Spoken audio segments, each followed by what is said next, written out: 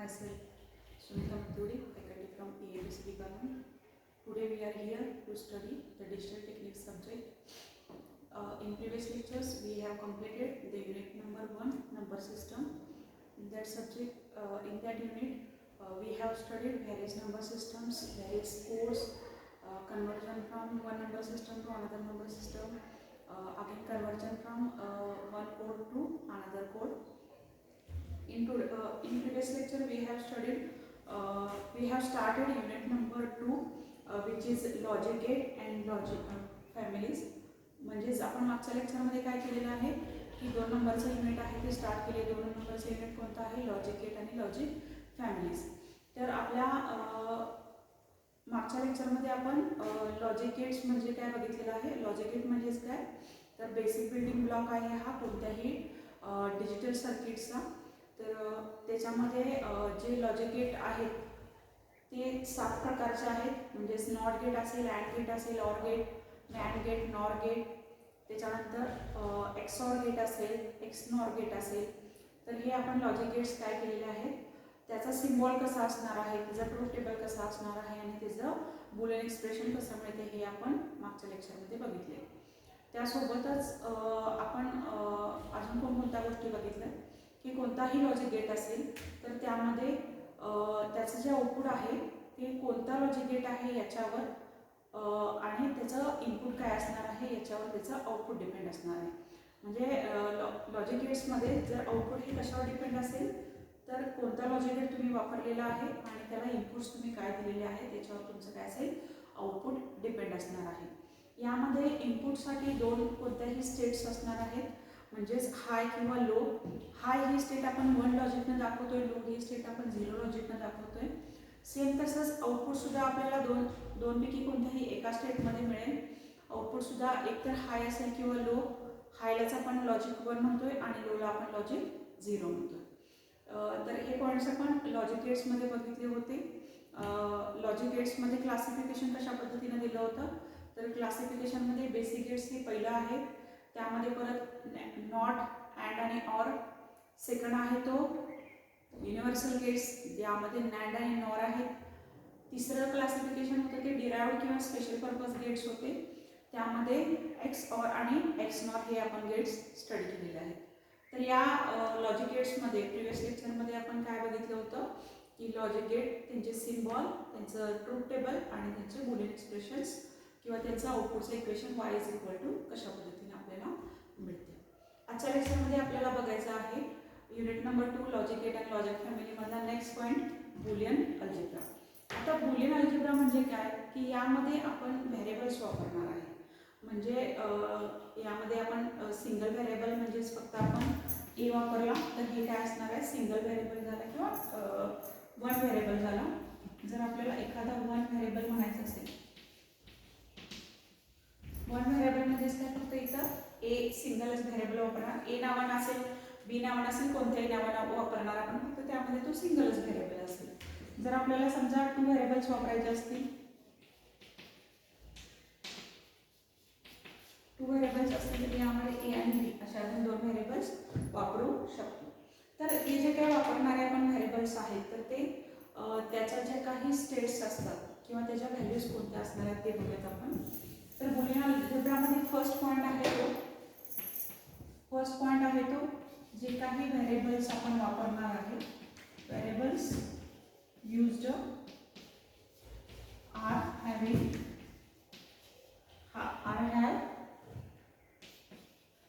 2 values, high or low. जे variables असणार आहेत वापरणार आहेत त्यांना 2 व्हॅल्यूज असू शकतात. एक तर हाय व्हॅल्यू किंवा लो व्हॅल्यू. हायलाच आपण काय म्हणलेलं आहे, हायलाच आपण लॉजिक 1 म्हणतोय आणि लोलाच आपण काय म्हणणार आहे लॉजिक 0 असं म्हणणार आहे. Variables are used have 2 values. जे व्हेरिएबल्स वापरणार त्याच्या व्हॅल्यूज काय असणार 2 असतील. 2 पैकी कोणतीही एक असणार आहे म्हणजेच हाय असेल किंवा लो असेल. हाय कशाला म्हणतोय आपण तर लॉजिक 1ला आपण हाय म्हणतोय आणि लो कशाला म्हणणार आहे तर लॉजिक 0ला आपण लो असं म्हणणार आहे. नेक्स्ट सेकंड पॉईंट आहे तो, यामध्ये जे व्हेरिएबलचा कॉम्प्लिमेंट असतो,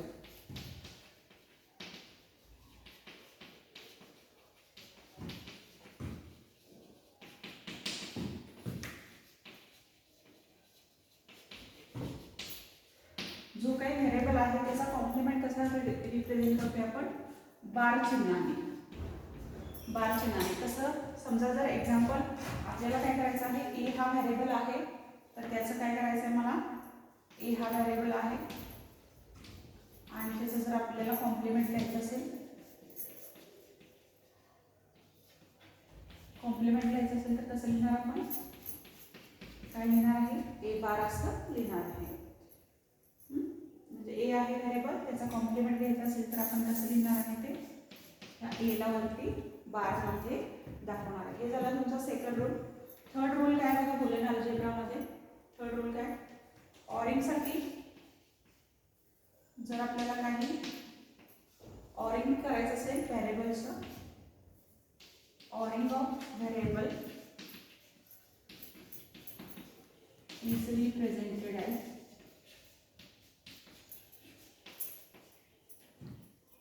तर यामध्ये एक्झाम्पल बघूयात आपण. ए बी सी हे काय आहेत, व्हेरिएबल्स आहेत. यांचं जर आपल्याला काय करायचं असेल, ऑरिंग करायचं असेल, तर ऑरिंग कसं मिळणार आहे बघा result, A or B or C. Oring of variable is represented as, examples A B C हे व्हेरिएबल्स असतील तर त्यांचं ऑरिंग कसं दाखवणार आपण, ए और बी और सी असं दाखवणार आहे. म्हणजे इथं ऑरचा सिम्बॉल आपण घेतलेला आहे. चौथा रूल काय असेल आपला, अँडिंगचा, अँडिंग ऑफ व्हेरिएबल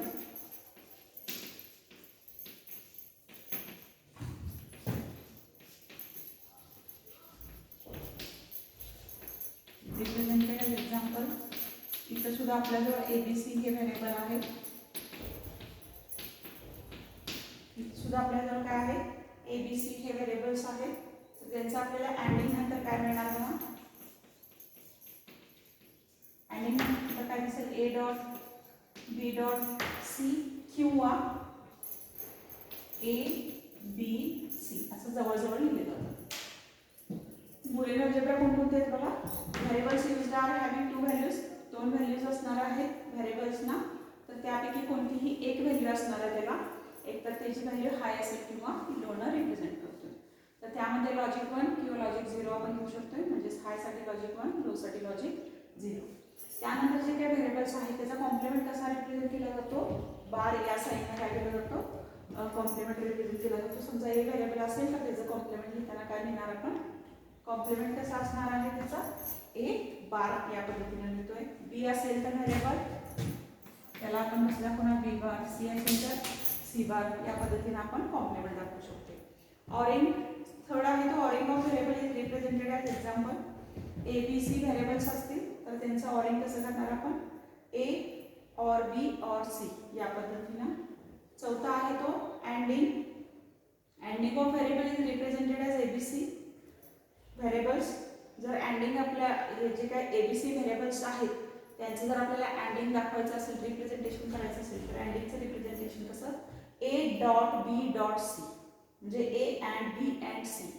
हे आपण कधी कधी जे काही डॉट्स आहेत ते लिहिले पण जात नाहीत, तिथं डायरेक्टली काय लिहिलेलं असणार आहे, ए बी सी असं लिहिलेलं असेल तर ए बी सी याचा अर्थ काय, A into B into C किंवा A and B and C याचं असणार आहे.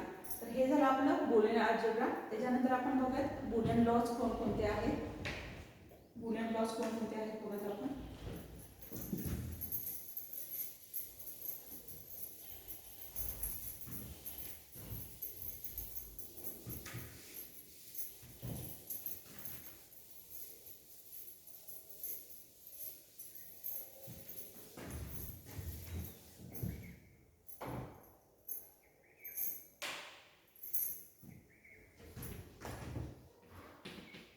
यामध्ये फर्स्ट आपण लिस्ट बघूयात कोणकोणते बुलियन लॉज आहेत. फर्स्ट आहे तो कम्युटेटिव्ह लॉ, सेकंड आहे तो असोसिएटिव्ह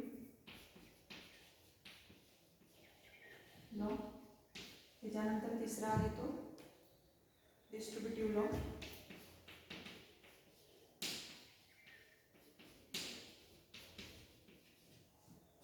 चौथा आहे तो अँड और इन्व्हर्जन.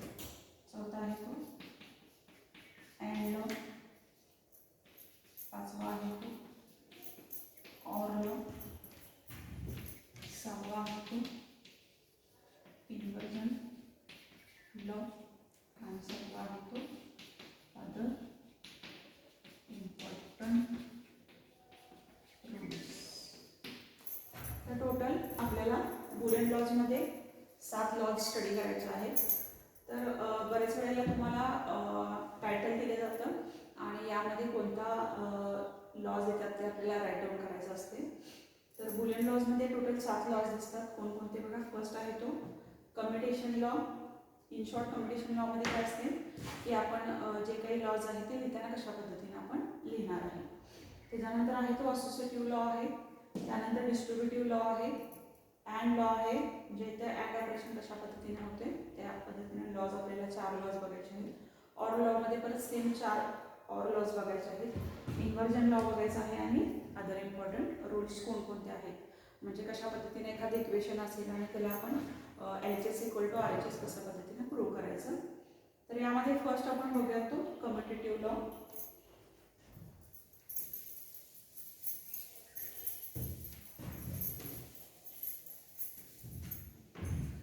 कम्युटेटिव्ह लॉ म्हणजेच बघा A dot B is equal to B dot A. A or B is equal to B or A. Commutative law मध्ये काय येणार आहे. कम्युटेटिव्ह लॉ मध्ये A dot B is equal to B dot A असं पण लिहू शकतोय आपण, किंवा A or B is equal to B or A अशा पद्धतीने लिहू शकतो. म्हणजे जो काही बुलियन लॉज मधला फर्स्ट लॉ आहे कम्युटेटिव्ह लॉ, तर त्यामध्ये आपण A dot B is equal to लिहिताना B डॉट A असं पण लिहिलं तरी पण हे करेक्ट आहे. म्हणजे हे कन्सिडर होणार आहे त्या इक्वेशनमध्ये A or B is equal to B or A सुद्धा आपण लिहू शकतो. तर हा झाला तुमचा first Boolean law commutative law. Second बघूयात आपण असोसिएटिव्ह लॉ.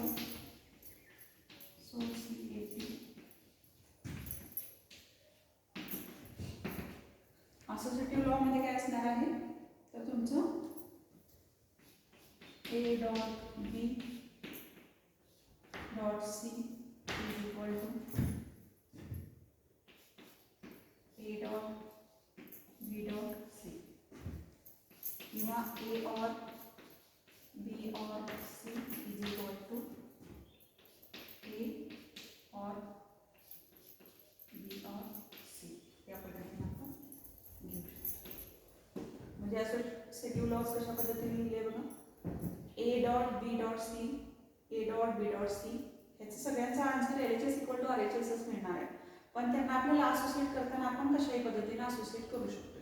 म्हणजे A डॉट B हेला जरी आपण इथं ब्रॅकेटमध्ये लिहिलं आणि डॉट C केलं तर याचं नेहमी काय असणार आहे तुमचं A dot in bracket B dot C हे असणार आहे. म्हणजे हा LHS = RHS. आपल्याला ह्यांना कशा पद्धतीने असोसिएट करू शकतो. A आणि B आपण एका ब्रॅकेटमध्ये घेऊन डॉट C करू शकतोय, किंवा A बाहेर असेल डॉट B डॉट C करू शकतो ब्रॅकेटमध्ये. सेम जर ऑरिंगसाठी बघितलं तर A और B हे कंबाईन केले आपण एका ब्रॅकेटमध्ये और C केलेला आहे असं पण लिहू शकतो, किंवा आपण A और in bracket B or C असं लिहू शकतो. तर हे झालं तुमचं असोसिएटिव्ह लॉ. नेक्स्ट आहे तो डिस्ट्रीब्युटिव्ह लॉ.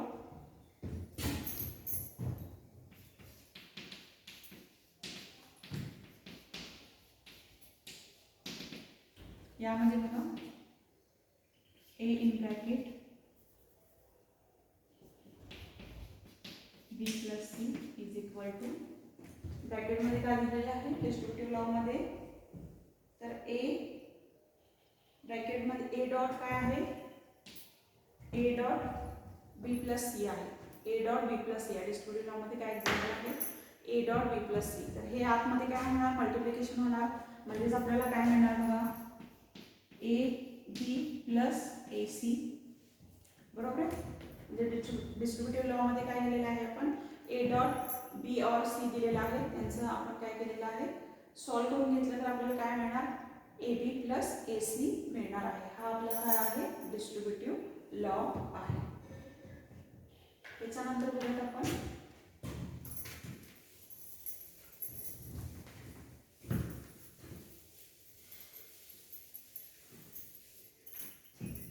नेक्स्ट कुठला होता तुमचा, चौथा अँड लॉ बघूयात आपण. अँड लॉ मध्ये काय मिळणार आहे आपल्याला, 1 into 1 and a is equal to 1 and a bar is equal to 0 and a is equal to and 0 and a bar is equal to काय मिळते बघूयात आपण.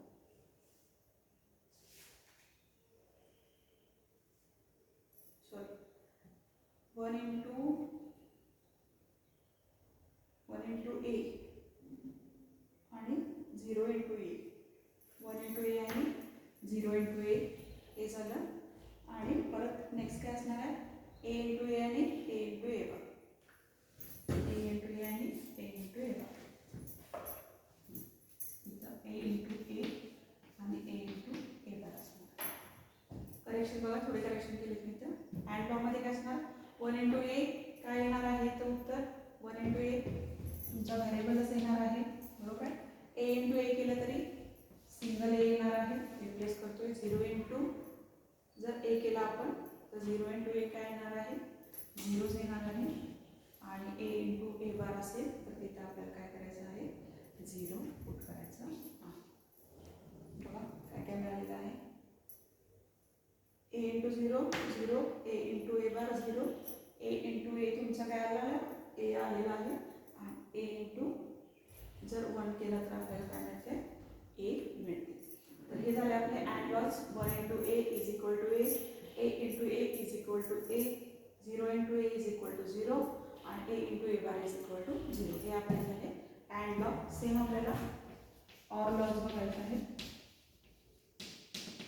ऑर लॉज मध्ये बघा, 1 or a is equal to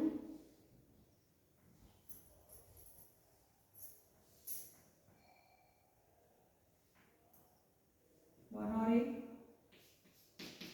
or a, 0 or a and a or a bar.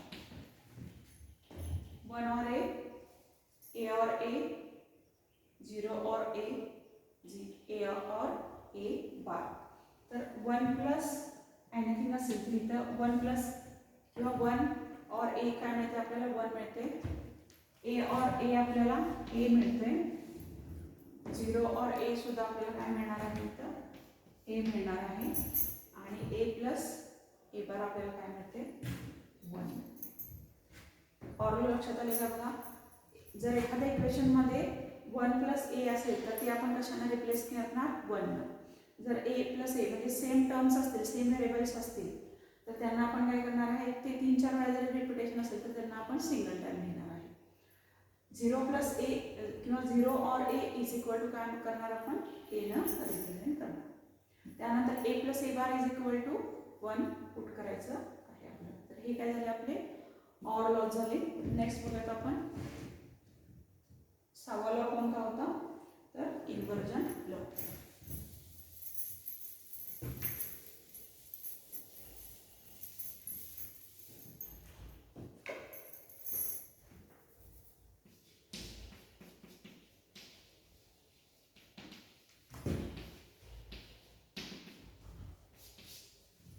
Inversion law मध्ये काय असणार आहे, a is equal to a bar असणार आहे.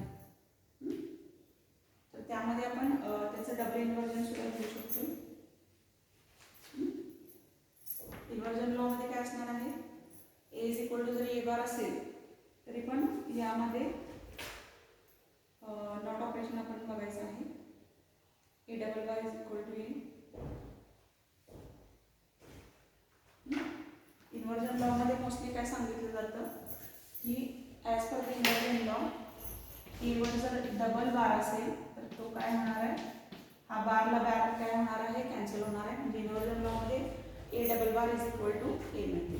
जर आपल्याला समजा एखाद्या टर्मला ओरिजिनल टर्ममध्ये घ्यायचं असेल आणि त्यामध्ये काय मॉडिफिकेशन करायचे असतील तर आपण तिथं काय करू शकतोय, इन्व्हर्जन लॉ यूज केला तर त्या व्हेरिएबलला जर डबल बार दिला तर आपल्याला ओरिजिनल व्हेरिएबल मिळत असतो. तर हा झाला आपला इन्व्हर्जन लॉ. त्यानंतर बघत आपण 7 नंबरचा आहे तो अदर इम्पॉर्टंट रूल्स कोणते आहेत बुलियन लॉजमध्ये. 7वा आहे तो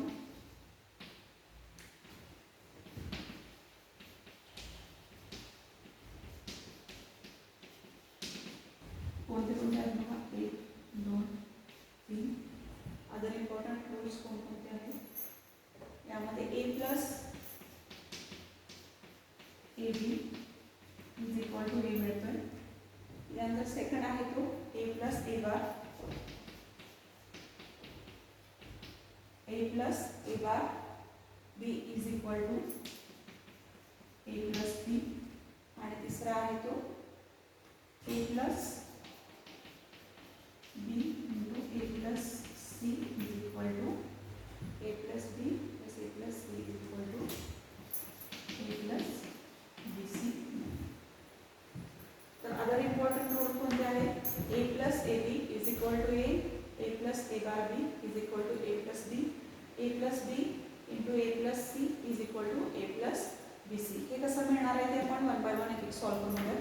अदर इम्पॉर्टंट रूलनुसार LHS इक्वल टू RHS कसा मिळतो बघूया. फर्स्ट बघूयात आपण, फर्स्ट काय घेतलेला आहे आपण A plus A B is equal to A. कसा मिळाला बघूया, LHS लिहून घ्या पहिल्यांदा.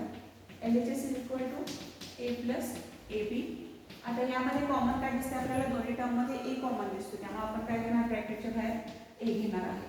आतमध्ये काय राहील ए इंटू 1 प्लस बी. आता 1 प्लस बी आपल्या ऑर लॉनुसार जर 1 प्लस बी असेल तर तिथं काय राहणार आहे, 1 राहणार आहे. 1 प्लस बी असेल तर काय राहणार आहे,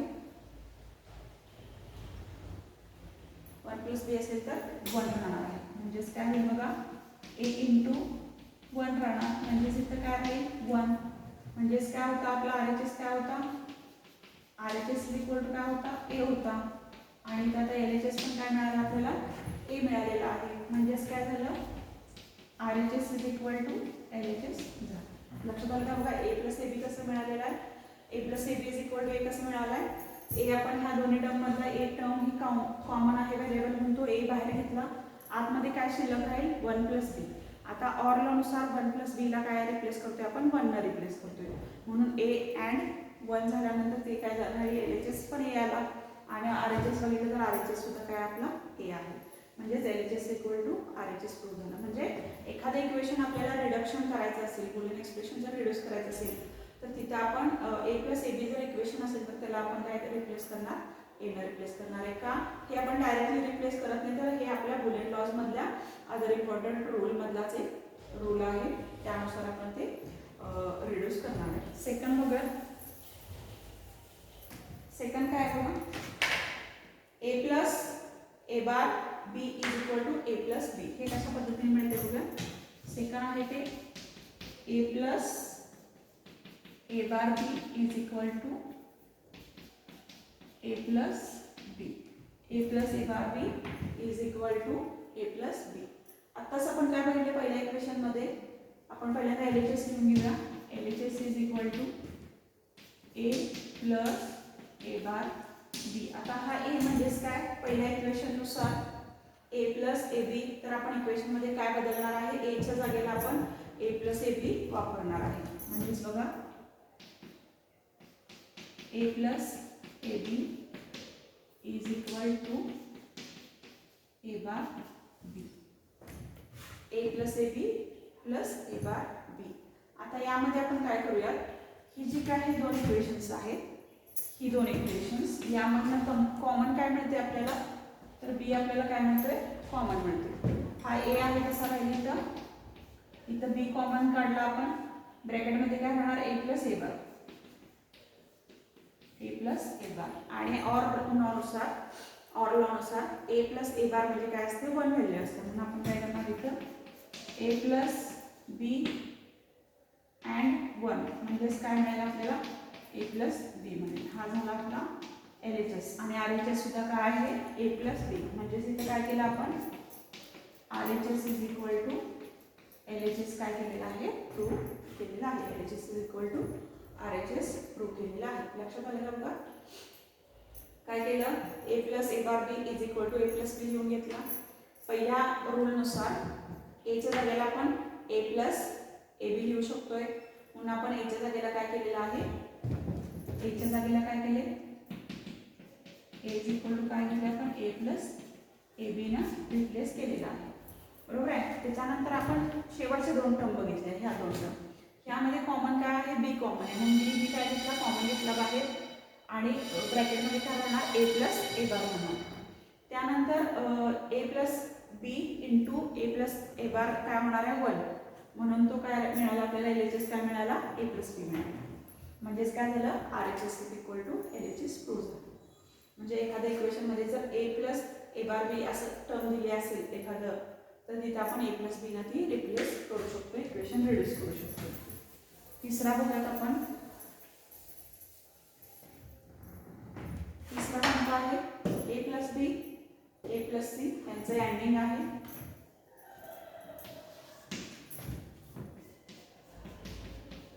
A plus B and A plus C is equal to A plus B C आपल्याला इथं मिळतं. A plus B and A plus C is equal to A plus B C. तर आपण दोन्ही ब्रॅकेट्स काय करूयात मल्टिप्लाय करूयात 1 बाय 1. तर LHS is equal to A plus B and A plus C. आता इथं 1 बाय 1 मल्टिप्लाय करूयात. ए इंटू ए काय येणार ए इंटू ए येणार प्लस ए इंटू सी काय येणार ए इंटू सी येणार प्लस बी इंटू ए म्हणजेच ए इंटू बी असं लिहू शकतो आपण as per the commutative law. त्यानंतर बी इंटू सी येणार. टर्म्स लक्षात आले का बघा. ए into A plus A into C plus A into B plus B into C. तर यामध्ये आता काय काय रिड्यूस होते ते बघा. ए इंटू ए म्हणजेच काय एनं रिप्लेस केला. त्याच्यानंतर परत काय रिड्यूस करत आपण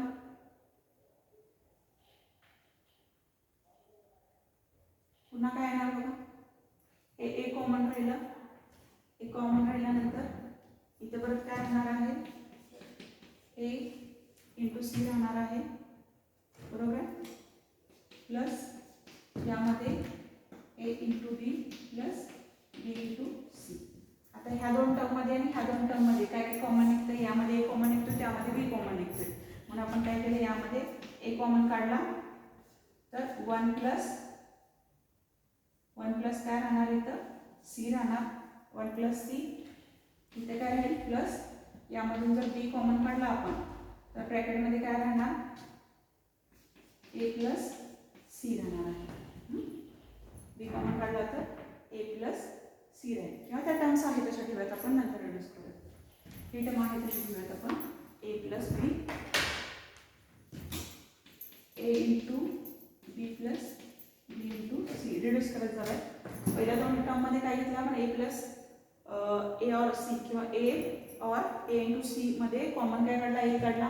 ब्रॅकेटमध्ये काय राहणार आहे 1 प्लस सी. आता 1 plus C as per the ऑरलनुसार काय राहणार आहे 1 राहणार आहे. म्हणजे इथे काय परत आता ए शिल्लक राहील. इथं प्लस केला तर इथे परत ए इंटू बी प्लस बी इंटू सी आहे. या दोन टर्ममधनं परत ए कॉमन काढला तर ब्रॅकेटमध्ये काय राहील 1 plus B plus B into C.